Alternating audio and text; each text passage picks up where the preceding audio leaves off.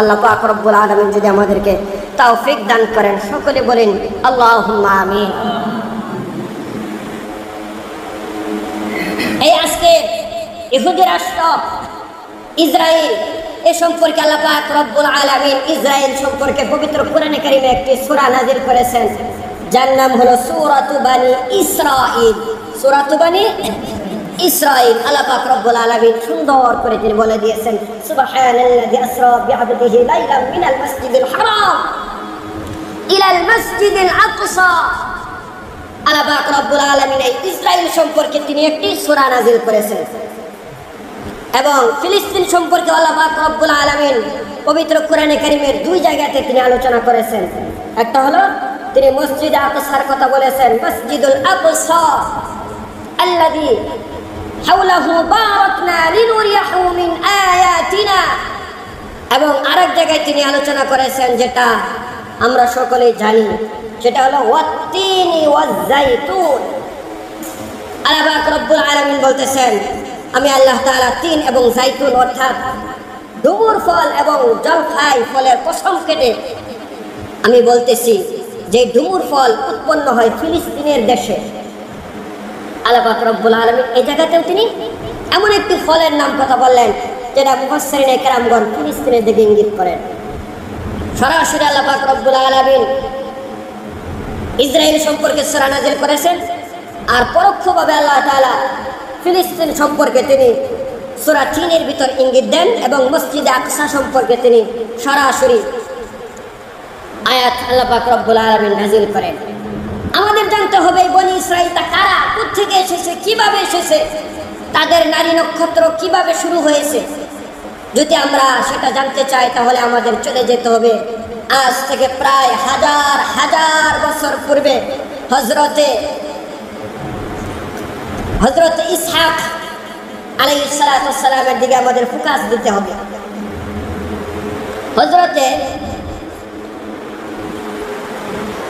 ইয়াকুব নবী আল্লাহ পাক রব্বুল আলামিন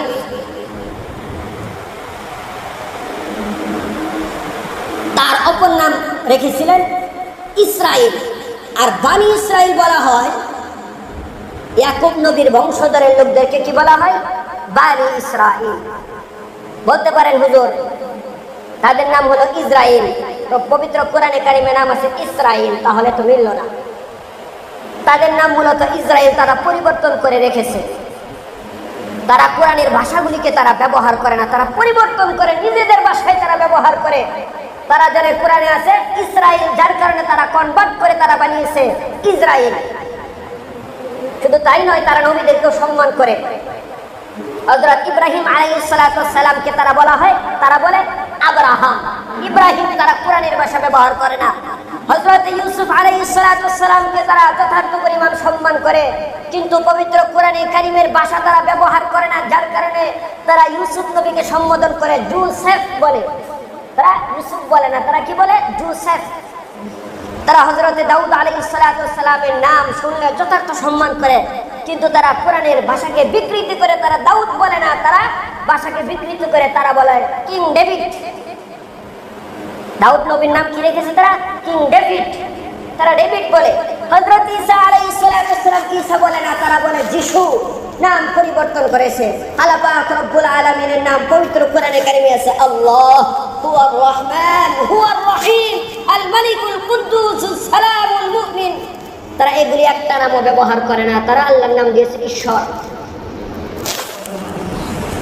তো যেটা বলতেছিলাম, তারা ইউসুফকে বলে জোসেফ, দাউদকে বলে কিং ডেভিড। এমনই ভাবে তারা ইসরাইল নামকে তারা পরিবর্তন করে ইসরাইল রেখেছে। আল্লাহ পাক রব্বুল আলামিন পবিত্র কোরআনে কারিমে তাদের দেশের কথা বলে দিয়েছেন। তো তারা যখন 1948 সনে তাদের দেশ গঠন করবে, তখন তারা তাদের সেই আদি পিতা অর্থাৎ হযরত ইয়াকুব আলাইহিস সালাতু ওয়াস সালামের নাম অনুসারে তারা দেশের নাম রেখেছে ইসরাইল। এবং বর্তমানে ইসরায়েলের প্রধানমন্ত্রীর নাম কি? Netanyahu, বিনয়ামিন Netanyahu. বিনয়ামিন কার নাম? বিনয়ামিন হযরত ইয়াকুব আলাইহিস সালাতু ওয়াস সালামের ছোট সন্তানের নাম বিনয়ামিন। ওই বিনয়ামিন থেকে সে নাম গ্রহণ করেছে, কানেক্ট করেছে, তার নাম রেখেছে বিনয়ামিন নেতানিয়াহু। এবং হযরত ইউসুফ আলাইহিস সালামরা তারা 12 ভাই ছিল, তার মধ্যে একজনের নাম ছিল ইয়াহুদা। কি ছিল? ইয়াহুদা। তার বংশধর থেকে সৃষ্টি হয়েছে এই বর্তমান ইহুদি জাতিরা। আর তারা ইয়াহুদা বলে না, তারা তাদের নামকে ইয়াহুদি রেখেছে, ইয়াহুদা থেকে ইয়াহুদি রেখেছে। সেই ইয়াহুদা প্রচন্ড পরিমাণ খারাপ করছিল। কিরকম? হযরত ইউসুফ আলাইহিস সালামকে তার বাকি 11 ভাই মিলে যে কুয়ায় ফেলেছিল, তার মাঝে সবচেয়ে গুরুত্বপূর্ণ ভূমিকা পালন করেছিল ইয়াহুদা। এই তার পরবর্তী বংশধর থেকে ইহুদি সৃষ্টি হয়েছে। তো আল্লাহ পাক রব্বুল আলামিন তাদেরকে উদ্দেশ্য করে পবিত্র কোরআনে কারিমে তিনি আয়াত নাযিল করে তিনি বলেন, আসা রাব্বুকুম আন ইয়ারহামাকুম ওয়া ইন উদতুম উদনা ওয়া জাআলনা জাহান্নামা লিল কাফিরিনা হাসীরা। আল্লাহ পাক রব্বুল আলামিন এই ইহুদি জাতিদেরকে লক্ষ্য করে, বনি ইসরাইলদেরকে লক্ষ্য করে আল্লাহ তাআলা বলেন, হে বনি ইসরাইলেরা, তোমরা আমি আল্লাহ পাক রব্বুল আলামিনের সাথে যে সমস্ত ওয়াদা দিয়েছো, যে সমস্ত প্রতিশ্রুতি দিয়েছো, এই সমস্ত ওয়াদা যদি তোমরা ভঙ্গ না করো, আমি আল্লাহ পাক রব্বুল আলামিন ভঙ্গ করব না। আর যদি তোমরা আমাকে দেওয়া ওয়াদা, আমাকে দেওয়া প্রতিশ্রুতিগুলিকে ভঙ্গ করতে থাকো, আমি আল্লাহ পাক রব্বুল আলামিন এক এক করে আমার দেওয়া প্রতিশ্রুতিগুলোকে ভঙ্গ করে দিব। শুধু তাই নয়, ওয়া ইন্না জাহান্নাম লামুহীতাতুম বিল কাফিরিন, এবং তোমাদেরকে আমি আল্লাহ পাক রব্বুল আলামিন জাহান্নামের সর্বোচ্চ শাস্তি, জাহান্নামের সর্বনিকৃষ্ট জায়গায় তোমাদেরকে স্থান করে দিব। তোমাদের জন্য প্রস্তুত রয়েছে জাহান্নাম। তো আল্লাহ তাআলা কি ওয়াদা দিয়েছিলেন? আর তারাই কি ওয়াদা দিয়েছিল? তারা আল্লাহ পাক রব্বুল আলামিনের কাছে তাওবা করেছিল, আল্লাহ আমরা ভুল করেছি, আমাদেরকে ক্ষমা করে দেন। আমাদেরকে যদি আপনি ক্ষমা করে দেন তাহলে আমরা ভালো হয়ে যাব। আল্লাহ পাক রব্বুল আলামিন তাদেরকে ক্ষমা করে তাদেরকে রহমত, মাগফিরাত, সাকানাতের ওয়াদা দিয়েছিলেন। কিন্তু পরবর্তী ইহুদি জাতি তাদের ওয়াদা রাখলো না। কিভাবে? সর্বপ্রথম তারা ওয়াদা ভঙ্গ করে দিল হযরত ইউসুফ আলাইহিস সালামকে কূপে নিক্ষেপ করার পর। তখন কিন্তু ইহুদিরা ভালো ছিল, তাদের উপর কিতাবও ছিল। তো ধারাবাহিক আলোচনার মাধ্যমে বুঝতে পারবেন, আস্তে আস্তে সমস্ত কিছু বলবো। তো হযরত ইউসুফ আলাইহিস সালামকে যখন মিশরের বণিক দলেরা তাকে কূপ থেকে উত্তোলন করে মিশরের বাজারে বিক্রি করে দিল, আল্লাহ পাক রব্বুল আলামিন ওই জায়গা থেকে হযরত ইউসুফ আলাইহিস সালামকে তিনি খাদ্যমন্ত্রী হিসেবে আল্লাহ পাক রব্বুল আলামিন তাকে কবুল করলেন। ফুড মিনিস্টার, তাকে খাদ্যমন্ত্রী বানিয়ে দিলেন মিশরের। পরবর্তীতে এই ইহুদি জাতি শাম, যেখানে তারা বসবাস করতো, শাম দেশে যখন তাদের দেশে দুর্ভিক্ষ দেখা দিল, বিশাল লম্বা ঘটনা, যদি আমি পরিপূর্ণভাবে ইতিহাস বলতে চাই তাহলে 2-3 মাস সময় চলে যাবে, কিন্তু আমার হাতে সময় আছে 20 মিনিট। যার কারণে 20 মিনিটে আমি যতটুকু বলতে পারি ততটুকুই বলবো, এর চেয়ে বেশি নয়। কারণ আমি গত সপ্তাহে আলোচনা শুরু করেছিলাম মানুষের মৃত্যু হবে নিশ্চিত।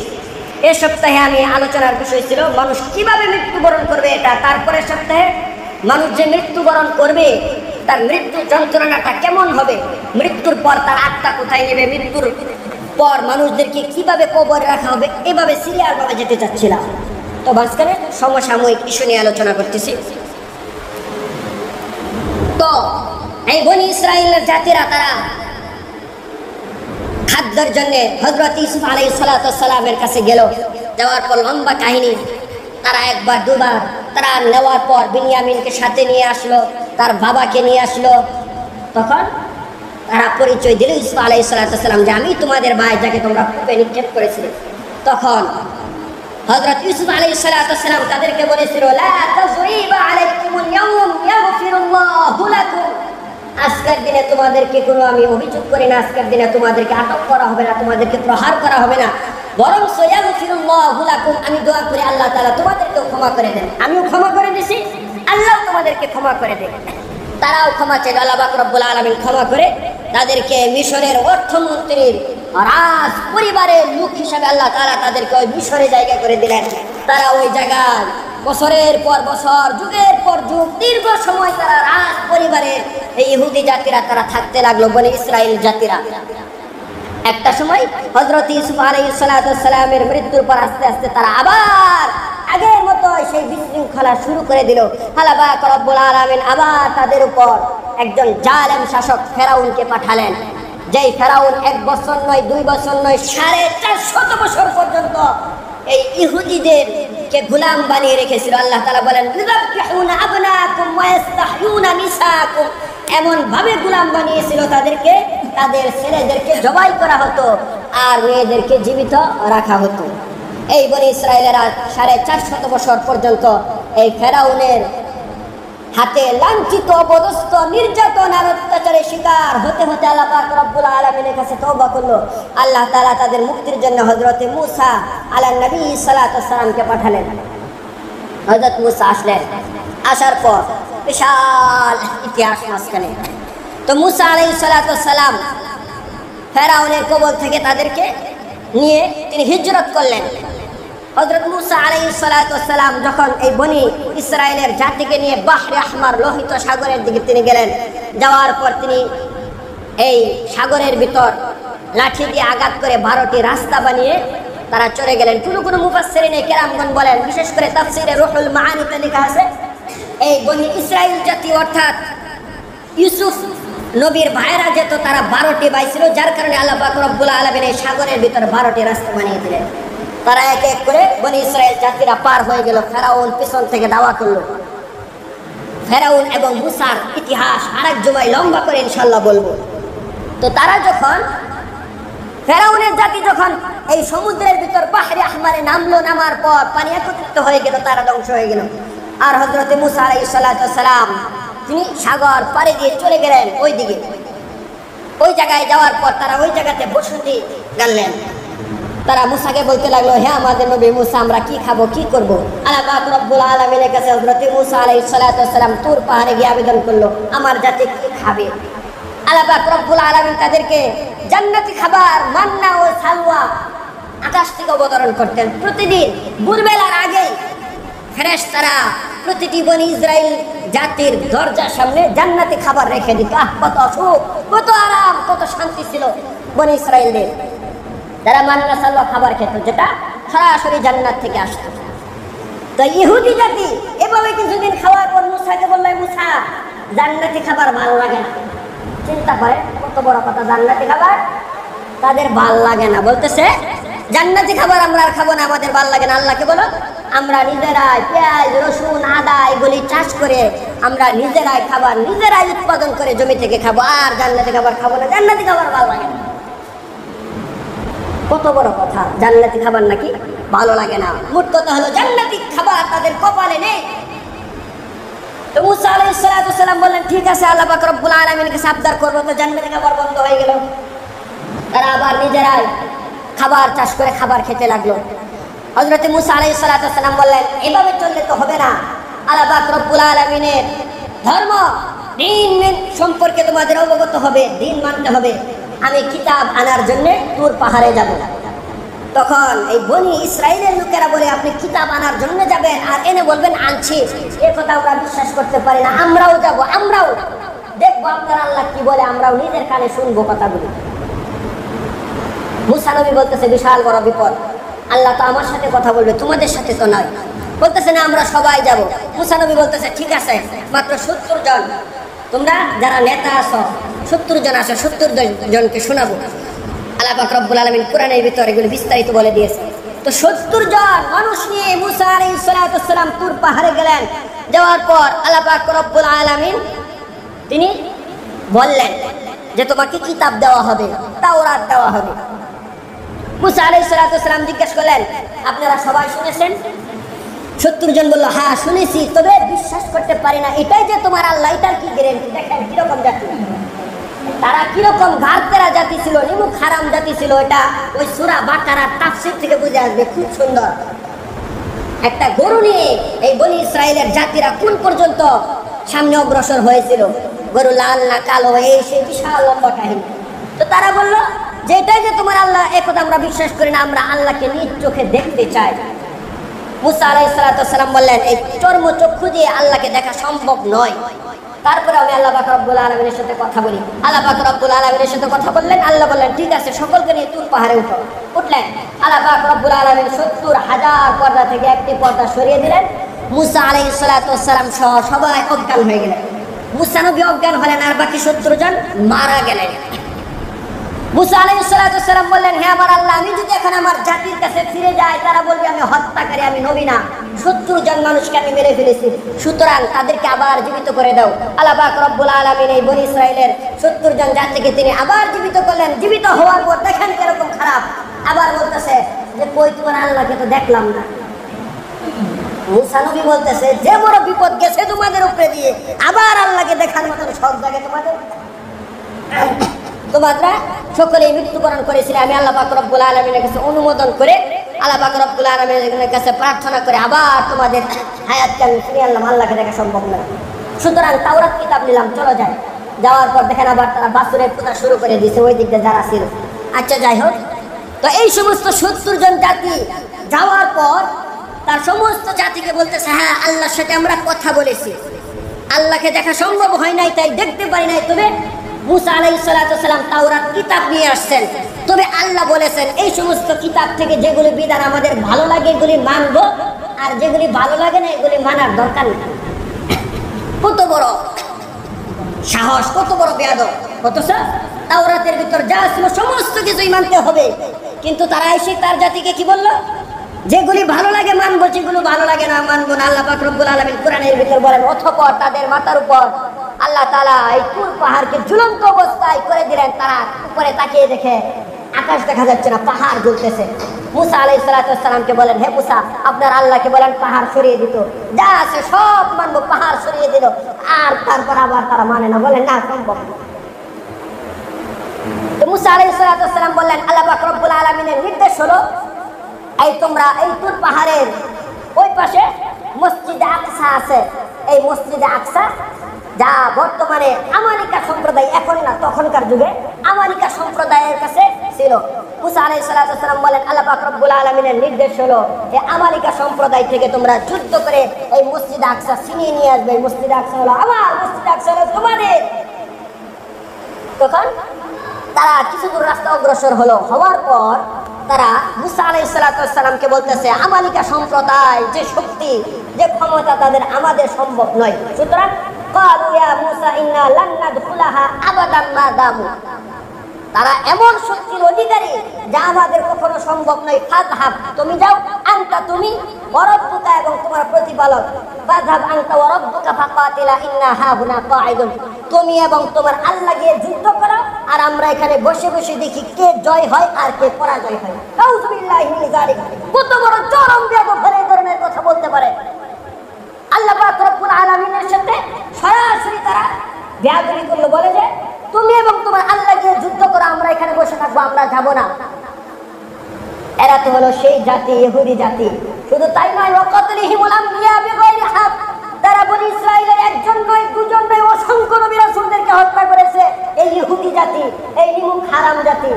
যে ইতিহাসটা আজকে আপনাদেরকে বলতেছি সেটা তো সেই জাতি। অসংখ্য নবীদেরকে তারা হত্যা করেছে। যাকে ভালো লাগতো তাকে রাখতো, কোনো নবীকে তো তাদের ভালো লাগতো না, কারণ নবীরা যেই কথা বলে সেই কথার উপর তারা অটল থাকতে পারে না। তারা মুসা আলাইহিস সালামকে বলে আল্লাহর ইবাদত করতে করতে ভালো লাগে না, আমরা কিছু মূর্তি বানাই, সাথে মূর্তির ইবাদত করবো। চিন্তা করছেন বিষয়টা? তো তারা আর গেল না।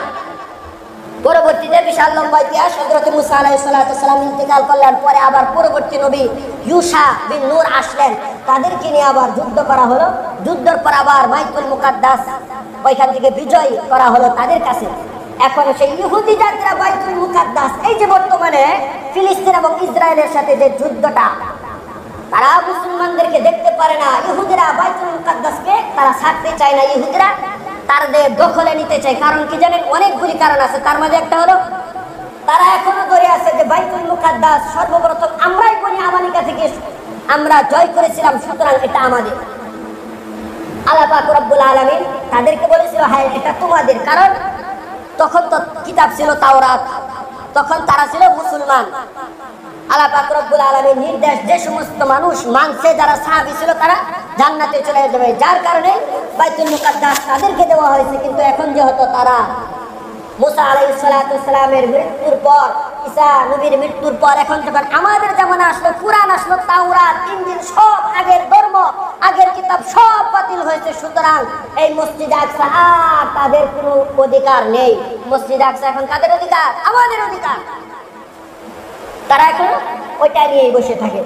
আরেকটি কারণ হলো তারা জানে শেষ জামানায় হযরত ঈসা আলাইহিস সালাতু ওয়াসসালাম এখানে সেই ফিলিস্তিনকে তারা মূল কেন্দ্র বানিয়ে সারা বিশ্ব শাসন করবেন এবং আমাদেরকে হত্যা করবেন। এই জন্যই তারা মসজিদে আকসা ছাড়তে চায় না, তারা দখল করতে চায় এবং তারা জানে এটা হলো সবচেয়ে গুরুত্বপূর্ণ একটি বিষয়, যার কারণে একটি গুরুত্বপূর্ণ জায়গা থেকে তারা ছাড়তে চায় না। এছাড়াও আরো অনেকগুলি কারণ আছে। তো পরবর্তীতে দেখা গেছে তারা এখানে বসবাস শুরু করেছিল কিছুদিন, তার পাশে শাম দেশে। পরবর্তীতে আবার 1930 সনে জাপানের প্রেসিডেন্ট, ইরাকের প্রেসিডেন্ট নেতা তাদেরকে এক একজন করে প্রতিটি ইহুদিকে ধরে নিয়ে গোলাম বানিয়ে রেখেছিল, তাদেরকে এক এক করে সবাইকে নিয়ে গেছিল। পরবর্তীতে ওই জায়গা থেকে আবার ছড়িয়ে ছিটিয়ে পড়ে পরবর্তীতে আবার সারা পৃথিবীর দ্বিতীয় বিশ্বযুদ্ধে হিটলারে প্রায় 60 লক্ষ ইহুদিকে মারে। তখন কিছু ইহুদি এই মসজিদে আকসা আশপাশে অর্থাৎ ফিলিস্তিন দেশে তারা অবস্থান করে রোহিঙ্গাদের মতন, কিসের মতন? রোহিঙ্গাদের মতন তারা এখানে কিছুদিন অবস্থান করে চাষাবাদ করে পরবর্তীতে তারা 1948 সালে তারা এখানে 14 মে একটা নিজেদের রাষ্ট্র ঘোষণা করে দেয়। তারা আটকে, এটাকে মেনে নেওয়া যায়। জায়গাটাকে তাদের, জায়গাটা কাদের? ফিলিস্তিনের, জায়গাটা কাদের? মুসলমানদের। রোহিঙ্গারা আমাদের দেশে এসেছে অং সান সুচির নির্যাতন অত্যাচার সহ্য করে উখিয়াতে আসার পর এখন তারা যদি বলে এটা বাংলাদেশ আমাদের, মানবেন? তারা যদি বলে বাংলাদেশ আমাদের বাপদাদাদের, মানবো? পাকিস্তানের লোক যদি বলে বাংলাদেশ আমাদের, মানবো? ভারতের লোক যদি বলে বাংলাদেশ আমাদের বাপদাদাদের, মানবো? মানবো না। যেমনই ভাবে রোহিঙ্গাদের কথা মানা যাবে না, যেমনই ভাবে পাকিস্তানের কথা মেনে বাংলাদেশ দিয়ে দেওয়া যাবে না, যেমনই ভাবে ভারতের কথা মেনে বাংলাদেশ রোহিঙ্গাদেরকে, ভারতকে, পাকিস্তানকে দেওয়া যাবে না, তদ্রুপ ভাবে ওই সমস্ত ইহুদিরা যারা ইসরায়েল ফিলিস্তিনের জায়গা দখল করে আছে তাদের জায়গাও কখনো দেওয়া যাবে না। কারণ তারা এসেছিল গোলামের বেশে, তারা এসেছিল ফকিন্নির বেশে, তারা এসেছিল ভিক্ষুকের বেশে ভিক্ষা দেওয়ার জন্য। আর ভিক্ষুক যখন মালিকের বাড়ি দখল করতে চায়, ভিক্ষুক যখন মুসলমানদের জায়গা মসজিদ আকসা দখল করতে চায়, সেটা হলো বিশ্ব সন্ত্রাস ছাড়া আর কিচ্ছু না। যেটা কি? বিশ্ব সন্ত্রাস ছাড়া আর কিচ্ছু না। বর্তমানে তারা এই ইসরায়েল সহ পুরো ফিলিস্তিন দখল করতে চায়। শুধু তাই নয়, তারা মসজিদ আকসাও দখল করতে চায়। সম্মানিত মুআজ্জাজ মুসলিম কেরাম, আপনারা সকলেই জানেন মসজিদ কোনোদিন কোনো ইহুদির হতে পারে না, মসজিদ কোনোদিন কোনো খ্রিস্টানের হতে পারে না, মসজিদ কোনোদিন কোনো ইহুদির হতে পারে না, মসজিদ কোনোদিন কোনো হিন্দু, কোনো মানবের হতে পারে না। কিন্তু ওই সমস্ত ইহুদির বাচ্চারা যদি নাকি তারা এই মসজিদ আকসা দখলের জন্য পয়সা চালায়, তারা যদি মসজিদ আকসা দখলের জন্য মসজিদ আকসার দিকে চোখ করে তাকায়, সেই চোখ উপড়ে ফেলতে হবে আমাদের। তারা যদি এই মসজিদ আকসা দখল করার জন্য কেউ যদি হাত বাড়ায়, সে হাত ভেঙে বরসাত করে দিতে হবে, ভেঙে দিতে হবে। কেউ যদি এই মসজিদ আকসা দখলের জন্য পা বাড়ায়, মসজিদ আকসা দখল করার জন্য ফিলিস্তিন মুসলমানদের জায়গা দখল করতে চায়, সেই সমস্ত ইসরায়েলকে, সেই সমস্ত ইহুদি বাচ্চাদেরকে এই পৃথিবীর মানচিত্র থেকে মুছে ফেলতে হবে। কারণ তারা এসেছিল কিসের জন্য? গোলামের বেশে ছিল, তারা এসেছিল ফকিন্নির বেশে ভিক্ষা করার জন্য। একজন ভিক্ষুক কিভাবে জায়গা দখল করে মালিকের, একজন ভিক্ষুক কিভাবে প্রভুর ভূমিকা পালন করতে চায়, মালিকের ভূমিকা পালন করতে চায়, এটা শুধু আমরা না, পৃথিবীর কোনো জাতি মেনে নেবে না। পৃথিবীর কোনো জাতি সেটা মেনে নেবে না। কিন্তু বর্তমানে তারা এই মসজিদ আকসা দখলের জন্য খুব মনে হয়ে পড়েছে। তারা ফিলিস্তিন দখল করতে চায়, এই মসজিদ আকসা দখল করতে চায়, তারা দখল করে ফেলবে তাদের কথা। কিন্তু আমরা মুসলমান, আমাদের শরীরে এক ফোঁটা রক্ত থাকতেও আমরা কখনো কোনোদিন এই মসজিদ আকসা সহ ফিলিস্তিন মুসলমানদের জায়গা পবিত্র মসজিদ আকসা কোনোদিন কখনো আমরা দিতে পারি না, দেওয়া সম্ভবই নয়। এই মসজিদ আকসা সম্পর্কে রাসূল পাক সাল্লাল্লাহু আলাইহি ওয়াসাল্লাম 10টি বিশেষ তিনি ভবিষ্যৎবাণী দিয়ে গেছেন। ওয়ান জাবির রাদিয়াল্লাহু তাআলা আনহু قال হযরত জাবির রাদিয়াল্লাহু তাআলা আনহু থেকে বর্ণিত, লা তাজালু তাইফাতুম মিন উম্মতি ইউকাতিলুনা আলাল হাক্কি যাহিরিনা ইলা ইয়াউমিল কিয়ামাহ। রাসূল পাক সাল্লাল্লাহু আলাইহি ওয়াসাল্লাম বলেন, শেষ জামানায় এই মসজিদে আকসার দখল করতে যাবে বিভিন্ন ইহুদি এবং খ্রিস্টানের লোকেরা। কিন্তু এই মসজিদে আকসা রক্ষার জন্য ওই শাম দেশের ফিলিস্তিনের মানুষরা নিজেদের জীবনকে বাজি রেখে এই মসজিদে আকসা তারা ধরে রাখবে, কোনদিন দিতে চাইবে না। এবং নবী সাল্লাল্লাহু আলাইহি ওয়াসাল্লাম বলেন, শেষ জামানায় যদি তোমরা ঈমান পেতে চাও, খাঁটি ঈমান, মুখলেস খাঁটি ঈমান পেতে চাও, তাহলে সেটা তোমরা ফিলিস্তিনে তোমরা পাবে, শাম দেশে। নবী সাল্লাল্লাহু আলাইহি ওয়াসাল্লাম বলেন, খাঁটি ঈমান তোমরা সৌদি আরব পাবে না, খাঁটি ঈমান তোমরা মদিনাতে পাবে না, একমাত্র শাম দেশের সিরিয়াতে মসজিদ আকসার জন্য পাবে। যারা এই মসজিদ আকসা রক্ষার জন্য নিজেদের জীবন মিলিয়ে দিবে, তারপর মসজিদ আকসা তারা ছাড়তে কখনোই রাজি হবে না। ঠিক তো তাই দেখতেছি। নবী সাল্লাল্লাহু আলাইহি ওয়াসাল্লাম বলেছেন, শুধু তাই না, দেখা যাবে সারা পৃথিবীর মোড়লরা গুমরাহির নেতৃত্ব দিবে, মুসলমানদের পক্ষে কেউ থাকতে চাইবে না। তারপরেও মুসলমানরা নিজেদের জীবনকে বাজি রেখে মসজিদ আকসা তারা ধরে রাখার জন্য চেষ্টা করবে। বিশ্বনবী রাহমাতুল্লিল আলামিন একদিন দোয়া করতেছেন, আল্লাহুম্মা বারিক লানা ফি শামিনা ওয়া ফি ইয়ামানিনা। আল্লাহ তুমি আমাদের শাম এবং ইয়ামান দেশে বরকত দান করো। শাম কোনটা? বর্তমানে সিরিয়া, ফিলিস্তিন এবং তার আশপাশ অঞ্চলগুলো। শেখ সাহেব বলতেছেন, ওয়া ফি নাসমিনা ইয়া রাসূলুল্লাহ, ইয়া রাসূলুল্লাহ নাজুদের জন্য দোয়া করেন। নবী যে কোনো কথা বললেন না, তিনি আবার বলতেছেন, আল্লাহুম্মা বারিক লানা ফি শামিনা ওয়া ফি ইয়ামানিনা। আল্লাহ তুমি আমাদের শাম এবং ইয়ামানের ভিতর বরকত দান করো। সাহাবীরা বলতেছেন, ইয়া রাসূলুল্লাহ সাথে সাথে আপনি নজদের জন্য দোয়া করেন। নবীজি বললেন না, তিনবার করলেন, একবারও বললেন না। নজদ কোনটা? মুফাসসিরিনে কেরামগণ বলেন, নজদ হলো ইরাক। আবার কেউ কেউ সবচেয়ে বেশি প্রাধান্যযোগ্য যেটা সেটা হলো নজদ হলো মক্কা, উঁচু উঁচু বিশেষ বিশেষ কিছু স্থান। কারণ নবী সাল্লাল্লাহু আলাইহি ওয়াসাল্লাম বলেছেন, কিয়ামতের আগে তিনটি ভূমিকম্প হবে। একটি হবে পৃথিবীর পূর্ব করে, আর একটি হবে পৃথিবীর পশ্চিম করে, আর একটি হবে জাজিরাতুল আরব, যেখানে বর্তমান এই সৌদি আরব, কাতার, কুয়েত, দুবাই, মিশর যেখানে অবস্থিত। আল্লাহ পাক রব্বুল আলামিন সেই জায়গাগুলিকে একদম ভূমিকম্প দিয়ে তিনি দশিয়ে দিলেন নবীজির কথা। নবীজি বলতেছেন, তাহলে আমি কিভাবে দোয়া করি নজদের জন্য? আমি দোয়া করবো ফিলিস্তিনের জন্য, আমি দোয়া করবো শামের জন্য। আল্লাহ পাক রব্বুল আলামিন এই অঞ্চলগুলিকে ভাগিয়ে দিবেন। বর্তমানে আমরা তাই দেখতেছি, তারা গুমরাহির নেতৃত্ব দিচ্ছে, তারা নাইট ক্লাব চালু করে, তারা হালাল সিনেমা চালু করে। সিনেমা কোনোদিন হালাল হয়? তারা চালু করে করে সাথে সাথে আবার আল্লাহ পাক রব্বুল আলামিনের বিধানকে পরিবর্তন করে তারা নাম রেখেছে হালাল নাইট ক্লাব, হালাল মদ, হালাল জুয়া, হালাল সিনেমা। চিন্তা করার বিষয়ে তারা কতটুকু গুমরাহির নেতৃত্ব দিচ্ছে। এবং নবী সাল্লাল্লাহু আলাইহি ওয়াসাল্লাম তিনি ভবিষ্যৎবাণী দিয়ে গেলেন, তিনি বললেন, শেষ জামানায় সারা পৃথিবী শাসন করবে ফিলিস্তিনের লোক, সারা পৃথিবী শাসন করবে এই ফিলিস্তিন থেকে। হযরত ঈসা আলাইহিস সালাম এই ফিলিস্তিনে অবস্থান করে সারা পৃথিবী এই ঈসা আলাইহিস সালাম শাসন করবে। এই আমেরিকা নামে কোনো রাষ্ট্র পৃথিবীতে আর থাকবে না কিয়ামতের আগে, শেষ জামানায়। যদিও নাকি আমেরিকার মানুষ মনে করে আমরাই দুনিয়ার ভিতর সুপার পাওয়ার, আমরাই সবচেয়ে বড় শক্তিমান, কিন্তু নবী সাল্লাল্লাহু আলাইহি সাল্লামের ভবিষ্যৎবাণী অনুযায়ী আমেরিকা নামে কোনো রাষ্ট্র পৃথিবীতে থাকবে না, ধ্বংস হয়ে যাবে ভূমিকম্প দিয়ে। এবং তদানীন্তন যুগে সারা পৃথিবীর আমেরিকা হবে, এই ফিলিস্তিন এখান থেকে নেতৃত্ব দেওয়া হবে। অথচ আজকে ওয়াইসি সহ, জাতিসংঘ সহ, এই ইউরোপ, আমেরিকা সহ সকলেই মিলে মুসলমানদের উপর নোট নির্যাতন আর অত্যাচার চালাচ্ছে না? তারা ঠিকই চালাচ্ছে, কিন্তু এই নির্যাতন অত্যাচার আর বেশি দিন তারা চালাতে পারবে না, বেশি দিন করতে পারবে না। কারণ আফগানিস্তানের মুসলমানদের উপর যখন আমেরিকা 1 বছর নয়, 2 বছর নয়, 20 বছর পর্যন্ত জুলুম অত্যাচার নির্যাতন করেছে, 20 বছর পর যখন আফগানিস্তানের মুসলমানরা এই আমেরিকার মানুষকে জুতা জুতা করে কুকুরের মতো দেশ থেকে দুনিয়া ভারতে বাধ্য করেছে, তারা প্রমাণিত ইসলামের বিজয় মাত্র শুরু হয়েছে। আর আপনার যত গভীর হবে, পরের দিন সূর্য ওঠার সময় কত গড়িয়ে আসবে, কত গড়িয়ে আসবে। বিশ্বনবী রাহমাতুল্লিল আলামিন বলতেছেন, এই মসজিদ আকসা সারা জীবন মুসলমানদের থাকবে। মসজিদ আকসা আমাদের ছিল, আমাদের আছে, এবং কিয়ামত পর্যন্ত আমাদেরই থাকবে। এই সমস্ত জাতিসংঘ মধ্যে কোনো কিছু আমেরিকা ওয়াইজ থাকবে না। কিন্তু জাতিসংঘ গঠন করা হয়েছিল সারা পৃথিবীর শান্তি মিশনের জন্য, তারা শান্তি রক্ষা করবে এই জন্য। কিন্তু আমরা বর্তমানে দেখতে পাচ্ছি মুসলমানদের উপর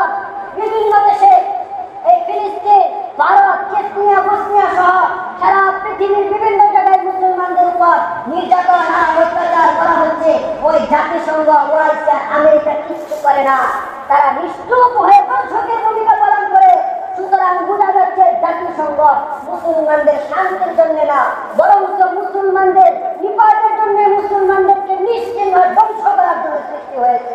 সুতরাং মুসলমানদের বর্তমানে উচিত নতুন করে তারা মুসলিম জাতিসংঘ তারা গঠন করবে।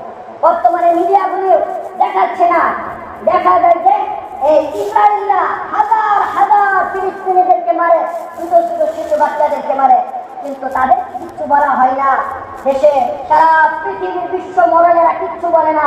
আর যখন হামাস আক্রমণ করে তখনই বলে আমরা জঙ্গি, আমরা সন্ত্রাসী। অথচ তারাই বিশ্ব জঙ্গি, তারাই বিশ্ব সন্ত্রাসী, তারাই সন্ত্রাসবাদী সৃষ্টি করে, তারাই ফিলিস্তিনের উপর আক্রমণ করে, তারাই সারা পৃথিবীর মুসলমানদের উপর আক্রমণ করে, তারা আবার গিয়ে ইসরায়েল দিয়ে তারা দেখে আসে কি অবস্থা।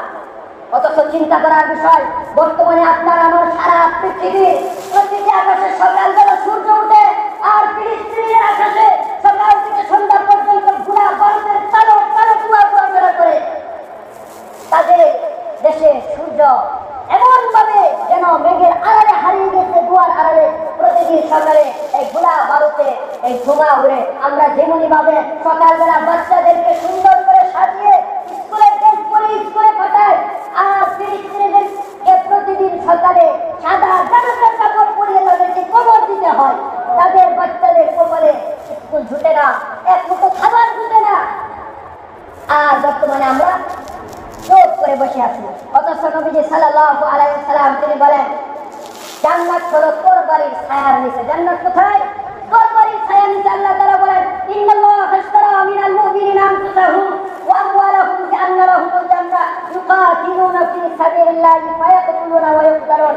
আল্লাহ পাক রব্বুল আলামিন বলেন, আমি আল্লাহ পাক রব্বুল আলামিন জান্নাত বিক্রি করে দিয়েছি ওই সমস্ত মানুষের কাছে যে সমস্ত মানুষ নিজেদের জীবনের পরোয়া না করে তরবারি হাতে নিয়ে দ্বীনের জন্য, ইসলামের জন্য, আমার কোরআনের জন্য, আমার ধর্মের জন্য নিজেদের জীবনকে বিলিয়ে দিবে, তারা মৃত্যুর সাথে সাথে তারা জান্নাত পেয়ে যাবে। আল্লাহ পাক বলেন, আমি তাদের কাছে জান্নাত বিক্রি করে দিলাম। অথচ চিন্তা করার বিষয়, সারা পৃথিবীতে 205টা রাষ্ট্রের মাঝে 65টা রাষ্ট্র হলো মুসলমানের। প্রায় 200 কোটি মুসলমান আছে। আর ইসরায়েলে ইহুদি আছে মাত্র 80 লক্ষ। কত লক্ষ? 80 লক্ষ মুসলমান আছে। আর সারা পৃথিবীতে 200 কোটি, শুরু তাই না, বাংলাদেশে তো প্রায় 17-18 কোটি। আমরা যদি হেঁটে যাই তারপরে তো ইসরায়েলের লোকেরা পায়ের নিচে পড়ে একদম সুস্থ হয়ে যাবে। কিন্তু চিন্তা করার বিষয়, এই 200 কোটি মুসলমান থাকা সত্ত্বেও আজকে মাত্র 80 লক্ষ মানুষের সাথে পারতেছে না, তাদের সাথে চোখ তুলে কথা বলতে পারে না, তাদের বিরুদ্ধে কথা বলার মতো সাহস হয় না। কারণ নবীজি সাল্লাল্লাহু আলাইহি ওয়াসাল্লাম বললেন, ও আমার সঙ্গী সাথীরা, ও আমার সাহাবীরা, শুনে রাখো, মানুষ যেমনই ভাবে আকৃষ্ট হয় কোন মজাদার খাবারের দিকে, যেমনই ভাবে দৌড়ে পড়ে কে কার আগে খাবে, তদ্রুপ ভাবে শেষ জামানা, এমন একটা জামানা আসবে সারা পৃথিবীর মানুষগুলি সুস্বাদু খাবারের মতন মুসলমান নিধনের জন্য তারা ঝাঁপিয়ে পড়বে, কে কার আগে মুসলমানকে হত্যা করবে। সাহাবীরা বলেন, ইয়া রাসূলুল্লাহ, ইয়া হাবিবাল্লাহ, যারা আমাদের সাথে হুনাইনে করে নাই, খন্দকে করে নাই, বদরে করে নাই, কাফের মুশরিকরা বেশি, আমরা কম। আর যত শেষ জামানায় এমন ভাবে আমাদের উপরে ঝাঁপিয়ে পড়বে, তাহলে কি মুসলমান থাকবে না? তাদের সংখ্যা কি কম থাকবে? নবীজি বললেন, না, তাদের সংখ্যা অনেক বেশি থাকবে। তবে তারা কোরআন পড়বে, কোরআন তাদের গলদেশ থেকে নিচে নামবে না। তারা মুসলমান হবে, কিন্তু তাদের ভিতর ঈমানি চিন্তা চেতনা বিন্দু পরিমাণ থাকবে না। সাহাবীরা জিজ্ঞেস করলেন, তারা কি মুসলমান হবে না? নবীজি বললেন, ইয়ামরাকুনা মিনাস সাহমি কামা ইয়ামরাকু সাহমু মিনার রামিয়া। যেমনি ভাবে এই ধনুক থেকে বেরিয়ে যায়, তদ্রুপভাবে তাদের ঈমান সাথে সাথে বেড়ে যাবে। মসজিদ বড় মুসলিম থাকবে, ইয়াতি আলান নাসি জামানুন মাসাজিদুহুম আমিরা ওয়া হিয়া খারাবুম মিনাল হুদা। কিন্তু তদানীন্তন যুগে হাজার কোটি মুসলমান থাকলেও তাদের ভিতর ঈমানি চেতনা, ঈমানি লালসা, ঈমান থাকবে না, যার কারণে তারা পারবে না। তারা শুধু চতুর্দিক দিয়ে মাইরেই থাকবে। তারা কি করবে? মাইরেই খাবে। অথচ আমরা সংখ্যায় কম হওয়ার পরেও খন্দকে আমাদের সাথে পারে নাই, উহুদে আমাদের সাথে পারে নাই, হুনাইনে আমাদের সাথে পারে নাই, বদরে আমাদের সাথে পারে নাই। আমরা যদি আবার সংঘবদ্ধ হয়ে এই 200 কোটি মুসলমান যদি আবার সংঘবদ্ধ হয়ে ওই হুনাইন, খন্দক আর বদরের মতন শক্তি নিয়ে হযরত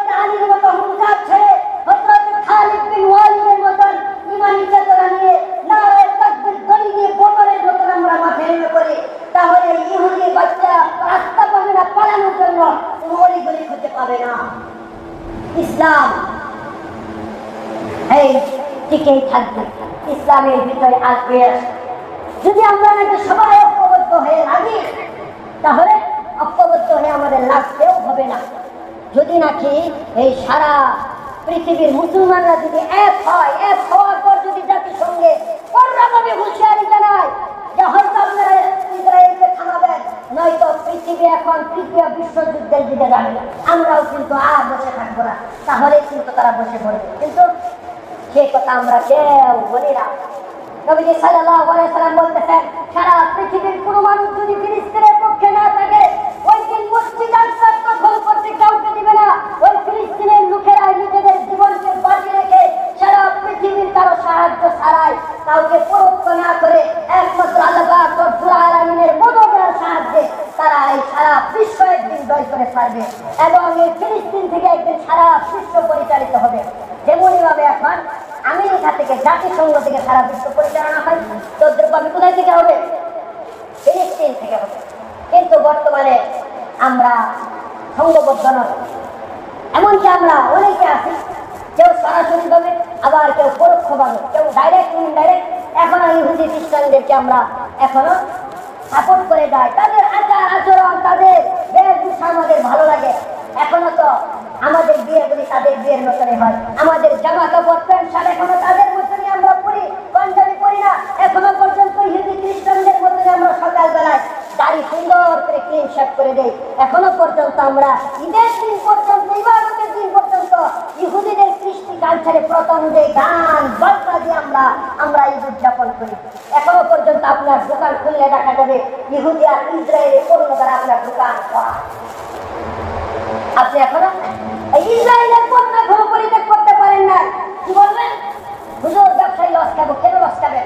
আল্লাহ পাক রব্বুল আলামিন নিজে আপনার ব্যবসায় বরকত দিবেন। আপনি মাত্র 2 টাকা 5 টাকা ব্যবসার জন্য এখন ইসরায়েলি পণ্য রাখেন। ওই হাদিসটা এখনই মনে করে দেয় আপনার কথা, ওই হাদিসের দিকে কখনো মনে করে দেয় নবীজি সাল্লাল্লাহু আলাইহি ওয়াসাল্লামের ঈমান দীপ্ত কথা। হযরত আবু বকর সিদ্দিক রাদিয়াল্লাহু তাআলা আনহু বদর যুদ্ধ থেকে তিনি ফিরে আসছেন। আসার পর তার ছেলের সাথে দেখা হলো। ছেলে বলতেছে আবু বকরকে, বাবা আমি তোমাকে একবার নয়, দুবার নয়, 3 বার সুযোগ দিয়েছি কাছে, আমি ইচ্ছা করলে এক কূপ দিয়ে একটা করাঘাত করে তোমার মাথা আমি দেহ থেকে আলাদা করে দিতে পারতাম, কিন্তু দেই নাই। আবু বকর জিজ্ঞেস করলেন কেন? ছেলে বলতেছে, ওই যে তুমি আমার বাবা। তখন আবু বকর সিদ্দিক রাদিয়াল্লাহু তাআলা আনহু বললেন, হে আমার ছেলে, শুনে আল্লাহর নামে কসম করে বললাম, আল্লাহর নামে কসম করে বললাম, তুমি তো 3 বার সুযোগ পাওয়ার পরে আমাকে আঘাত করনি, আমাকে হত্যা করনি, আমাকে মারনি। আর আমি যদি 3 বার না মাত্র 1 বার সুযোগ পেতাম, আল্লাহর কসম তোমার মাথা দেহ থেকে আলাদা করার জন্য আমি 1 সেকেন্ড পরিমাণ সময় নিতাম না।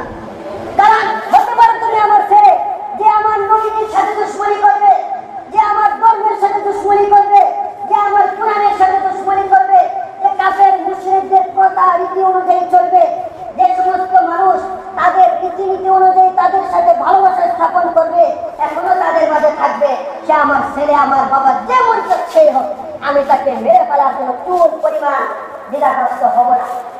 সেই জায়গায় আবু বকর নিজের সন্তানকে মেরে ফেলবে, চুল পরিমাণ মনের ভিতর মায়া নেই। আর আপনি বলতেছেন ব্যবসায়ী লস হবে, এজন্য ইসরায়েলি পণ্যগুলি আপনারা এখনো ছাড়তে পারছেন। তাহলে দেখেন আবু বকরের ঈমান কোথায়, আমাদের ঈমান কোথায়? আমরাও থাকছি ইসরায়েলি পণ্য। যদি ইসরায়েলি পণ্য ছাড়া কোনো পণ্য না থাকে তাহলে আপনি নেন, কিন্তু যদি বিপরীত থাকে তাহলে আপনি কেন নিচ্ছেন? এই নেওয়ায় এই কথা প্রমাণ করে যে ফিলিস্তিনের হাজার হাজার ছোট ছোট শিশুদের করুণ আর্তনাদ এখনো পর্যন্ত আপনার পণ্য খবরে পৌঁছায়নি। এই শিশুদের তাজা রক্তের গান এখনো পর্যন্ত আপনার নাকে আসেনি। এই ছোট ছোট নাবালেগ মাসুম বাচ্চাদের পরিচা ফাটা আর্তনাদ এখনো পর্যন্ত আপনার হৃদয়ের ভিতর করাঘাত করেনি। যদি না করে থাকে তাহলে শুনে রাখেন, নবীজি সাল্লাল্লাহু আলাইহি ওয়াসাল্লাম বলতেছেন, আপনারা, আমরা, আপনি, আমি এখন পর্যন্ত পরিপূর্ণ মুসলমান হতে পারিনি, এখনো মুনাফিক হয়ে গেছি। কিভাবে? নবীজি সাল্লাল্লাহু আলাইহি ওয়াসাল্লাম বলেন, আল মুসলিমাতুল মুসলিম, মুসলমান মুসলমানের ভাই, আল মুসলিমুনা জিসমুন ওয়াহিদুন। নবীজি সাল্লাল্লাহু আলাইহি ওয়াসাল্লাম বলেন, সারা পৃথিবীর সমস্ত মুসলমানেরা তারা যে এক দেহ, এক অঙ্গ, একটি শরীর।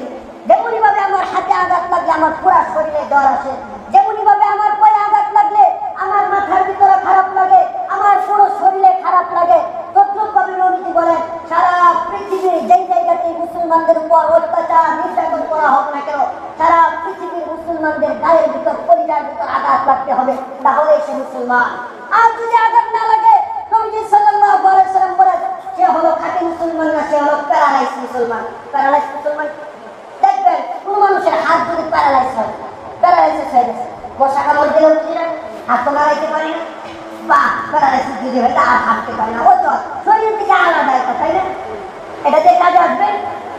নবীজি সাল্লাল্লাহু আলাইহি ওয়াসাল্লাম বলেন তদ্রূপভাবে বুঝতে হবে শরীরের পুরো জায়গায় আঘাত করার পরেও যদি তোমার ব্যথা না লাগে, যেমনিভাবে শরীর প্যারালাইজ হয়ে যায়, তদ্রূপভাবে সারা পৃথিবীর কোথাও যদি মুসলমানদের উপর আঘাত করা হয় আর তোমাদের উপর যদি তোমাদের কলবের ভিতর তোমাদের পণ্য করে যদি তাদের চিৎকারে আওয়াজ না পৌঁছে, বুঝতে হবে তোমরাও সে প্যারালাইজ মুসলমান হয়ে গেছে। এই মুসলমান জান্নাতে নিয়ে যেতে পারবে। আপনার পাও যদি প্যারালাইজ হয় তাহলে আপনি হাজার দূরের কথা আপনি ঘর থেকে বেরোতে পারবেন না সাহায্য ছাড়া। তাহলে দুনিয়ার হাইসিয়তে যদি প্যারালাইজ মানুষ ঘর থেকে না বের হতে পারে, তাহলে আপনার এই প্যারালাইসিস ঈমান কিভাবে আপনাকে জান্নাতে নিয়ে যাবে? নবীজি সাল্লাল্লাহু আলাইহি ওয়াসাল্লাম বলেন আল মুসলিমুনা জিসমুন ওয়াহিদ, সারা পৃথিবীর মুসলমানদের এক অঙ্গ। পৃথিবীর কোথাও আঘাত লাগবে, সারা পৃথিবীর প্রতিটি মুসলমানের পরতে পরতে পরিযায় হৃদয়ের ভিতরে সে আঘাত আনবে। যদি নাকি তাদের আত্মচিৎকার তোমার অন্তরের ভিতর পৌঁছে তোমার কাছে খারাপ লাগে, তাহলে বুঝে নাও তুমি খাঁটি মুসলমান। তোমার জন্য আমি নবীজি সাল্লাল্লাহু আলাইহি ওয়াসাল্লাম অপেক্ষা করতেছি, তোমার জন্য জান্নাত অপেক্ষা করতেছে, জান্নাত তোমার জন্য। আর যদি আঘাত না লাগে তাহলে তুমি মুনাফিক, তোমার জন্য অপেক্ষা করবে কে? আব্দুল্লাহ ইবনে উবাই। নবীজি সাল্লাল্লাহু আলাইহি ওয়াসাল্লাম বলেন এজন্যই সমস্ত মুসলমানদের এক হতে হবে, সংঘবদ্ধ হতে হবে। এবং নবীজি সাল্লাল্লাহু আলাইহি ওয়াসাল্লাম বলেন আমি একদিন ঘুমালাম, স্বপ্ন যুগে দেখি আমার মাথার নিচ থেকে দুজন ফেরেশতা কিতাব নিয়ে যাচ্ছে, কুরআন নিয়ে যাচ্ছে। আমি অবাক হয়ে গেলাম, কিরে কুরআন নিয়ে কই যা? আমি তাদের পিছনে পিছনে গেলাম। নবীদের স্বপ্ন কিন্তু সত্য, ওহী। নবীজি সাল্লাল্লাহু আলাইহি ওয়াসাল্লাম বলতেছেন আমি দেখলাম আমার এই কিতাব সামদেশে নিয়ে রাখা হলো। অথবা নবীজি সাল্লাল্লাহু আলাইহি ওয়াসাল্লাম বলতেছেন জিবরাইলের মাধ্যমে আল্লাহ পাক রব্বুল আলামিন আমাকে ওহী করে জানিয়ে দিলেন শেষ জামানায় খাঁটি ঈমানদার যদি দেখতে চাও, শেষ জামানায় যদি খাঁটি মুসলমান দেখতে চাও, শেষ জামানায় যদি তোমরা মুমিন মুসলমান জান্নাতি মানুষ দেখতে চাও, তাহলে ওই শাম দেশ অর্থাৎ ফিলিস্তিনে পাবে। খাঁটি ঈমান বাংলাদেশে পাওয়া যাবে? বাংলাদেশের কথা বলেন নাই, সৌদির কথা বলেন নাই, তিনি মক্কা মদিনার কথা বলেন নাই, তিনি বলেছেন ওই ফিলিস্তিনের কথা। নবীজি সাল্লাল্লাহু আলাইহি ওয়াসাল্লাম বলেন এই ফিলিস্তিন হলো এই সারা পৃথিবীর, এটা হলো মগজ, এটা হলো হৃৎপিণ্ড। যেমনই ভাবে হৃৎপিণ্ড ঠিক থাকলে সারা বডি ঠিক থাকে। মনে রাখবে যতদিন পর্যন্ত শাম দেশের মুসলমানরা নিরাপদে থাকবে, ততদিন পর্যন্ত সারা পৃথিবীর মানুষেরা নিরাপদে থাকবে মুসলমানরা। আর যখন নাকি শাম দেশের তথা ফিলিস্তিনের মুসলমানদের উপর আঘাত আসবে, এটা এরপর এক নির্যাতন জুলুম অত্যাচারের শিকার হবে, তখন সারা পৃথিবীর মুসলমানরা অসুস্থ, তাদের হৃৎপিণ্ড অসুস্থ। সুতরাং তাদের উপর জুলুম অত্যাচার নির্মমভাবে আসবে। এখন তারা মনে করতেছে দেশটাকে তারা দখল করবে, তাদের কাছে তারা মনে করতেছে শক্তি আছে। কিন্তু নবীজি সাল্লাল্লাহু আলাইহি ওয়াসাল্লাম বলেন শেষ জামানায় আর তারা এটা পারবে না। যদিও কিছুদিন ফালাফালি করবে, হযরত ইমাম মাহদী আসার পর, তারপরে হযরত ঈসা আলাইহিস সালাম আসার পর ফিলিস্তিন থেকে সারা বিশ্ব তারা পরিচালনা করবে। শুধু তাই নয়, হাদিসে বলা হয় নবীজি সাল্লাল্লাহু আলাইহি ওয়াসাল্লাম বলেন ঈসা নবী এই সমস্ত ইহুদি বাচ্চাদের কেমন ভাবে কচুকাটা করবে, তারা পালানোর মতো কোনো জায়গা খুঁজে পাবে না। তারা নবীজি বলেন এমন ভাবে পালাবে গাছের আড়ালে পালাবে, তারা পাথরের আড়ালে পালাবে, জড়বস্তুর আড়ালে পালাবে। নবীজি বলেন তখন গাছও পর্যন্ত বলে দিবে এই মুসলমানরা মুখ হারামের বাচ্চা আমার পিছনে আছে, এই ইহুদির বাচ্চা আমার পিছনে আছে, তোমরা এখানে আসো, তাকে এখানে হত্যা করো। গাছের জবান পর্যন্ত আল্লাহ খুলে দিবেন, পাথরের জবান পর্যন্ত আল্লাহ খুলে দিবেন, প্রতিটি জড়বস্তুর জবান আল্লাহ পাক রব্বুল আলামিন খুলে দিবেন। এক এক করে সমস্ত ইহুদির বাচ্চাদেরকে কচু কাটা দেওয়া হবে, এক এক করে। কোনো ইহুদি আর পৃথিবীতে থাকতে পারবে না। নবীজি বলেন কিন্তু একটি গাছ শুধুমাত্র আছে, যার নাম হলো ঘাট। গাছের নাম কি? ঘাট। নবীজি বলেন শুধুমাত্র এই গাছের আড়ালে যে সমস্ত ইহুদিরা পালাবে, এই ঘাট গাছ কিচ্ছু বলবে না। আরো ইহুদিদেরকে সুন্দর করে আশ্রয় দেবে। দুনিয়ার সমস্ত জনগোষ্ঠী কথা বলবে ইহুদি আমার পিছনে আছে, কিন্তু শুধুমাত্র ঘাট গাছটি সে কোনো কথা বলবে না, চুপ থাকবে। যার কারণে গত 2 দিন আগেও দেখলাম বাংলাদেশ প্রতিদিনের ইলেকট্রনিক মিডিয়াতে খবর সম্প্রচার হলো, এই ইসরায়েলের লোকেরা, ইহুদিরা অসংখ্য গাছ তারা লাগাচ্ছে। কেন? মনের বলে তারা এই গাছ তারা লাগাইতেছে, তারা জানে এটা হলো আমাদের গাছ, এখানে আমরা পালাতে পারবো। আর টিভিতেও খবর দেখলাম, বললো তাদের যে ধর্মীয় কিতাব আছে তাওরাত, এছাড়াও আরো বিভিন্ন কিতাব আছে, এই সমস্ত কিতাবকেও তারা দেখেন একদম কেটে সেটে একবারে উল্টা পাল্টা করে ফেলেছে। অথচ নবীজি সাল্লাল্লাহু আলাইহি ওয়াসাল্লাম ইন্তিকাল করেছে আজ থেকে 1500 বছর পূর্বে। 1500 বছরের মাঝে আজ পর্যন্ত আমরা কোরআনের একটি বিধান, কোরআনের একটি আয়াত পরিবর্তন তো দূরে থাক, আমরা আজ পর্যন্ত একটি সুন্নাত মুস্তাহাব আমল পরিবর্তন করে নাই, করছি কিচ্ছু করি নাই। আর এই ইহুদিরা হযরত মুসা আলাইহিস সালামের মৃত্যুর মাত্র 20 বছরের ভিতরে পুরো তাওরাত পরিবর্তন করে ফেলেছে। চিন্তা করার বিষয় তারা কিরকম। তো তাদের ধর্মীয় গ্রন্থে আছে যে ইহুদিরা তারা বেশি দিন পর্যন্ত দুনিয়াতে থাকতে পারবে না। ওইখানে সময় নির্ধারণ করে দেওয়া হয়েছে 80 বছর। সুতরাং প্রায় 75 বছর ধরে তারা নির্যাতন, জুলুম, অত্যাচার করতেছে মুসলমানদের উপর। যার কারণে তারা এখন থেকে আরো সাবধান, আরো চড়াও হচ্ছে। যেভাবে হোক আমাদের ক্ষমতা টিকিয়ে রাখতে হবে, আমাদের ক্ষমতা ধরে রাখতে হবে, যেন আমরা কোনোভাবেই ক্ষমতা থেকে না পড়ি। এই জন্য আমাদের প্রতিটি মুসলমান, যে সমস্ত মানুষ নিজেকে মুসলমান বলে দাবি করে, যাদের অন্তরের ভিতর চুল পরিমাণ সরিষা পরিমাণ ইমান আছে, যাদের অন্তরের ভিতর সরিষা পরিমাণ কোরআনের প্রতি, আল্লাহর প্রতি, নবীর প্রতি, রাসূলের প্রতি, দ্বীন ইসলামের প্রতি ভালো